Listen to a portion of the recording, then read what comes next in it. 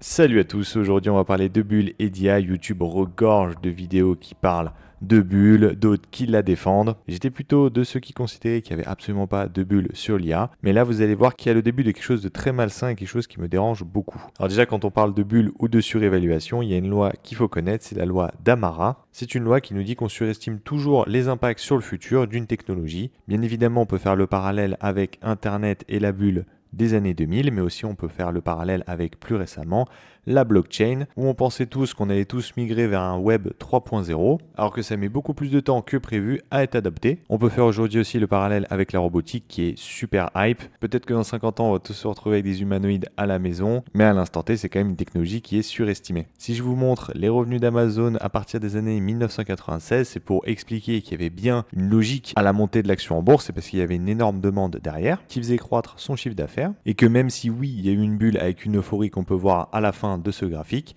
ça peut mettre quand même pas mal de temps avant d'exploser. Et c'est pour ça que je ne crie pas instantanément à la bulle dès qu'il y a une nouvelle technologie qui démarque sur le marché, qui rapporte énormément d'argent, où il y a énormément de demandes. Mais c'est soit quand il y a des signes d'euphorie ou de signes avant-coureurs que je commence à me poser la question de si oui ou non la bulle arrive à sa fin. Alors je vous le dis tout de suite, ce qui me chagrine, c'est absolument pas les valorisations. On n'est absolument pas dans les valorisations complètement débiles qu'on a eues dans l'année 2000. Je vous ai mis un screen de la valorisation d'NVIDIA au 26 septembre. On peut voir que son PE est de 50,72, sachant que l'action a fait un run de folie depuis les taxes douanières et qu'il n'y a pas si longtemps, même avant les taxes douanières, l'entreprise pouvait se payer 25 fois les bénéfices et même des fois en dessous sur le forward. D'autant plus on est sur une entreprise qui continue de faire énormément de croissance, qui du coup, si le prix de l'action ne change pas, son ratio cours sur bénéfice descend mécaniquement. Ce qui me fait commencer à douter, c'est toute autre chose. Et pour ça, on va s'intéresser au Kaorak. J'aurais pu vous prendre plein d'autres exemples, mais on parle quand même d'une entreprise qui était valorisée plusieurs centaines de milliards, qui a pris 32% en une séance. Vous avez ce graphique de zone bourse qui explique pourquoi est-ce qu'il y a eu une explosion telle en bourse. Leur bilan qui était en légère augmentation année après année va littéralement exploser sous 3 ans. Et ce qui est intéressant, c'est de voir quels sont les noms qui sont derrière ces contrats qui leur ont permis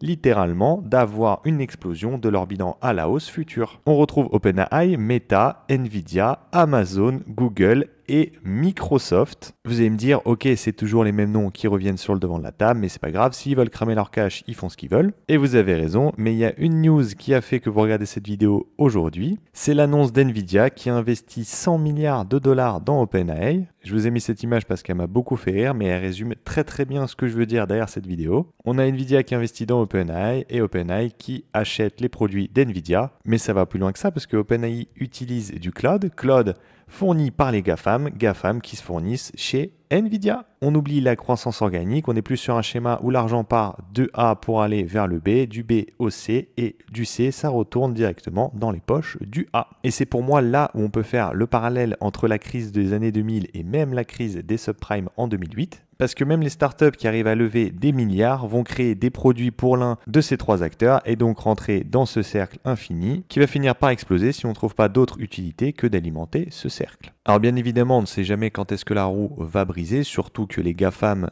ne comptent pas s'arrêter de brûler du cash dans les IA, puisque comme le dit Zuckerberg, ils préfèrent perdre des milliards que d'être en retard sur l'intelligence artificielle.